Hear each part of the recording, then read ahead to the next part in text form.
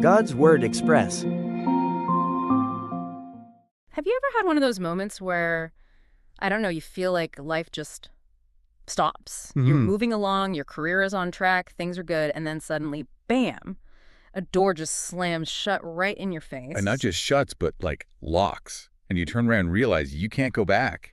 The old way is gone. Exactly. It's that specific kind of stomach-churning feeling of being stuck. You can't go forward, but that door behind you is closed for good. You're just hovering in this weird, silent waiting room. It's limbo. And honestly, it's one of the most anxious human experiences, right? Yeah. We're all wired for progress. When everything just stops, we start to panic. We do. We wonder what we did wrong.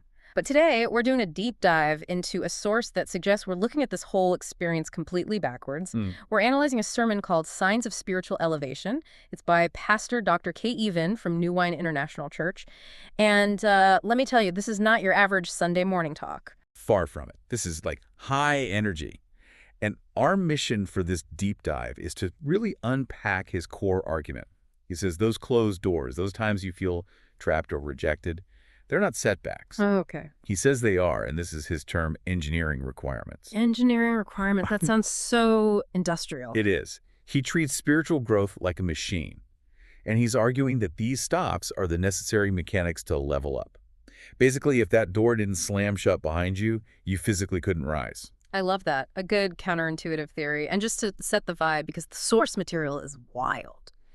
The pastor's style is, it's incredibly eclectic. Right. We're going to jump from like deep biblical analysis to the Avengers, then to Japanese A5 Wagyu beef, and somehow land on boat tours in Bangkok. And it sounds chaotic, but it all serves a purpose. He anchors these huge abstract ideas in really gritty real-world stuff you can also, taste and see. And the main anchor for this whole thing, the metaphor that explains why we get stuck, is what he calls the Watergate. No, when I first saw that, my mind went straight to, Nixon and the tapes. No, definitely no political scandals today. We are talking about hydraulic engineering, a canal lock. Right. So walk us through this. He sets it up with a story about a boat tour. He does. He's hosting a guest, a guy named Mr. Sean, and he takes him on a long-tail boat tour in Bangkok.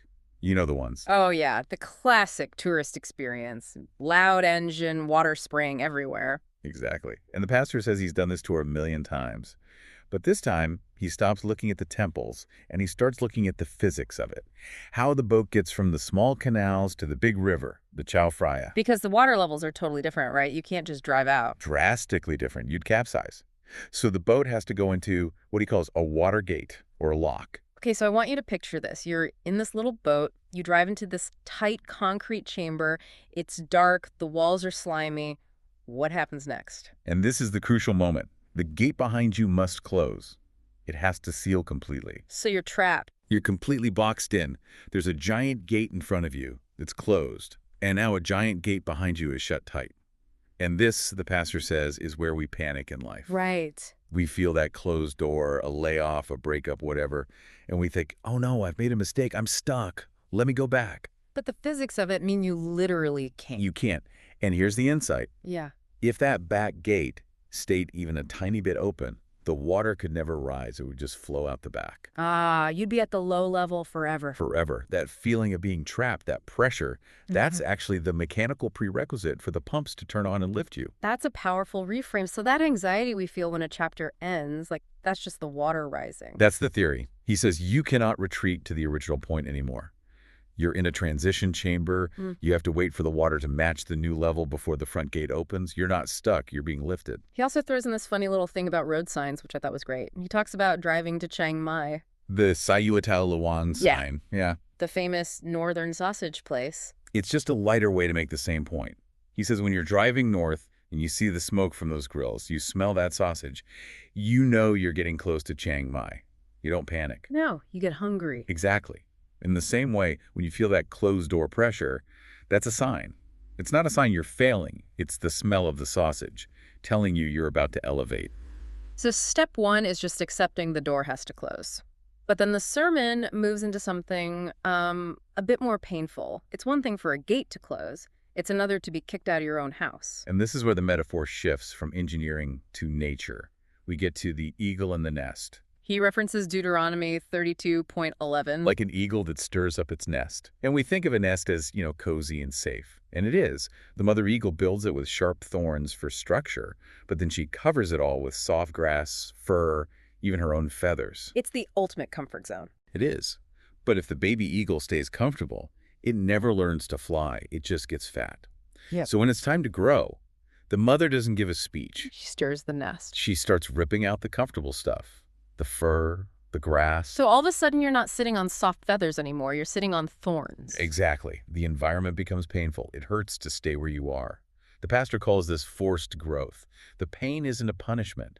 It's the only thing that will get the eaglet to the edge to try its wings. He connects this to a really personal story, which I found fascinating, about money and his family. The wind shares story. This is a great example. Yeah. So he graduates with his master's degree. He's young, ambitious, wants to start a business that needs 2 million baht. Which is a significant amount of money for a new grad.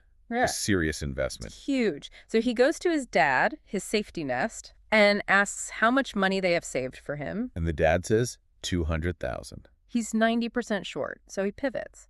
He asks his dad, okay, can you borrow the rest for me? Use your credit. And here's the thorn. The father says no. Wow. That must have felt like a total betrayal. Your own dad won't back you. I'm sure it did. But instead of money, the father gives him some very strange advice. He says to go find friends and offer them wind shares. Wind shares. I mean, it sounds poetic, but it's basically sweat equity. Essentially, yeah. Yeah. It's the idea of partnership based on, wind air, promises, future effort, instead of cash. The dad was saying, I won't give you the money. You have to go sell your vision and pay for your shares with hard work. And the pastor admits he was totally confused. But he did it. He offered 50% equity to partners for the cash, and he promised to do all the work. And looking back, he realizes that refusal was the gift. If his dad had just written the check, he would have been a rich kid with a hobby. By forcing him to use wind shares, his dad forced him to learn how to survive. The refusal was the lift. The refusal was the lift. It stirred the nest, and that's what made him fly. This leads us right into the main part of the sermon, where he uses these biblical case studies to show it's a pattern. And he starts with the heavyweights. Moses and Joshua. Yeah, you can't get much bigger. But the context is key. We think of Joshua as this great general, but for most of his life, he was an assistant. He was the guy carrying Moses' bags. Pretty much. Moses was the institution. He spoke to God face to face. Joshua was safe in that shadow. And then Moses dies. The ultimate closed door. And the pastor points out that Joshua wasn't just grieving, he was terrified. God has to tell him over and over, be strong and courageous. Why? Because he's shaking in his sandals. The safety net is gone. The duvet has been ripped out of the nest. And here is the pastor's really controversial take on it. He says, if there is Moses, there will be no Joshua. That gave me chills. If there is Moses, there will be no Joshua. It implies that as long as the mentor is there, the student can't fully rise. There's not enough room. For Joshua to become the leader of 2 million people, Moses had to be removed from the equation. It's kind of a brutal form of growth, isn't it? It is. But the results seem to prove the theory. He moves right to another pair to prove it mathematically. Elijah and Elisha. The names are a bit of a tongue twister, but a similar dynamic. Older prophet, younger protege. And a really deep emotional bond. When Elijah is taken up to heaven, Elisha is heartbroken. He's screaming, my father, my father. But before Elijah goes, Elisha asks for a double portion of his spirit. And the pastor actually does the math. If you count them up in the text, Elijah performs about 14 miracles. Elisha, after he takes over, performs exactly 28. Double the impact. Exactly double. The closed door of losing his mentor was the prerequisite for the opening door of double the power. The pain of the separation was the price for the multiplication of influence. Okay, separation equals multiplication. I get it. But those examples feel very poetic. Death, chariots of fire. Sometimes separation is just ugly. It's a fight. And the sermon goes there. This is my favorite part because it feels the most human. The story of Paul and Barnabas. Yeah, this is straight up office drama. It really was. You have Paul, the intense, driven apostle, and Barnabas, whose name means son of encouragement. He's the nice guy. The good cop to Paul's bad cop. Exactly. And they have this huge fight over a young guy named Mark, who's Barnabas' cousin. Mark had quit on them during a previous trip when things got tough. So Barnabas wants to give him a second chance. And Paul says... Absolutely not. He's basically like, the work of God is not child's play. We're not taking the quitter. And this wasn't a polite disagreement? Not at all. The pastor highlights the Greek word used. Paroxysmos. Paroxysmos sounds like a medical condition. It's where we get our word paroxysm. Mm. It means a sharp, sudden outburst. Like being poked with a needle is a heated shouting match. So the two leaders of the church are screaming at each other, and they split up. They go their separate ways. It looks like a total disaster. Mm. But the pastor says, look at the outcome. Barnabas takes Mark and goes one way. Paul takes a new guy, Silas, and goes another way. Two teams. Two teams. The mission multiplied. The conflict, the paroxysmos, was the very thing God used to double the work. And there's a beautiful little redemption arc there, too, because Mark doesn't stay a quitter. No, he doesn't. Years later, Paul is an old man in prison, and he writes a letter asking for Mark. He says, bring Mark, for he is useful to me. Wow. He is useful to me. It shows the separation worked. Mark grew up under Barnabas' encouragement. Paul got to move fast with Silas. Everyone matured. The conflict was a growing pain. So we've got the mechanics of the lock, the pain of the thorns, the grief of loss, the heat of conflict. It all sounds exhausting. What's the payoff? Why go through all this? Wisdom and wealth. The sermon pivots to Solomon for the result. King Solomon, son of David. And the contrast is important. Yeah. David was a warrior. The pastor calls him the original gangster. The OG, yeah. He killed giants. Solomon takes over when he's like 20. He feels totally inadequate. So when God offers him anything, he asks for wisdom, a hearing heart. And because he gets the priority right, God gives him the bonus package, wisdom plus wealth. And this leads to maybe the most entertaining metaphor in the whole deep dive. The noodles versus Wagyu analogy, I love this. It's so good. The Bible says that in Solomon's time, silver became as common as stones.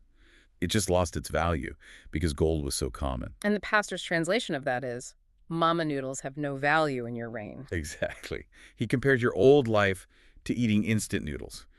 You're just trying to survive.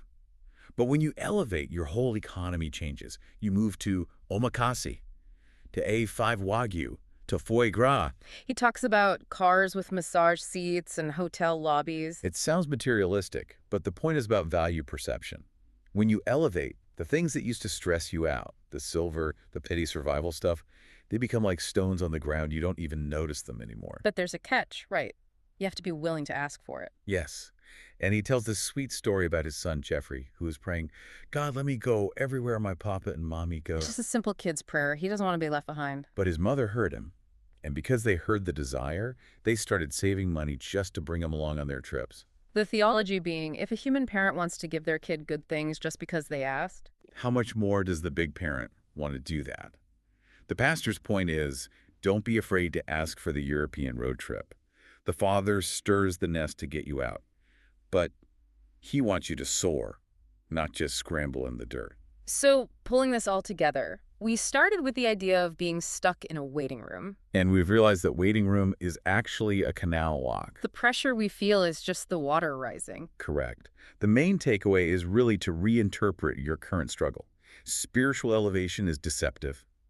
It rarely looks like a blessing when it first shows up. No, it looks like a problem, a big one. It looks like getting fired. It looks like a mentor leaving. It looks like a nasty fight with a partner. But if you use the Watergate theory, you see that if those doors didn't close, you'd be stuck in the canal forever. And I think it's important to remember what he said at the start about the Avengers. He doesn't want to be Superman. Right. Superman is a solo act. He wants to build an Avengers team. Which connects back to all the case studies. Moses made way for Joshua, Elijah for Elisha. Elevation isn't just about you eating Wagyu beef in a massage chair. No, it's about utility. It's about collaborative power. Your elevation creates space for the next person. If we don't grow, we can't really help anyone else grow either. That's a solid place to land. So instead of banging on the closed door, maybe we should just check the water gauge. I'd leave you with this thought. What's frustrating you the most right now? The rejection, the blockage, the person who left. What if that's not an obstacle? What if that is the very mechanism designed to lift you to your double portion? That is a lot to chew on. Go enjoy some Wagyu while you think about it, or some mama noodles. We don't judge. Indeed. But that's all we have time for on this deep dive. We're going to sign off using the blessing from the source material itself. Wanirao song kon korolapagon. God bless you, Nakakrub. God bless you. See you next time.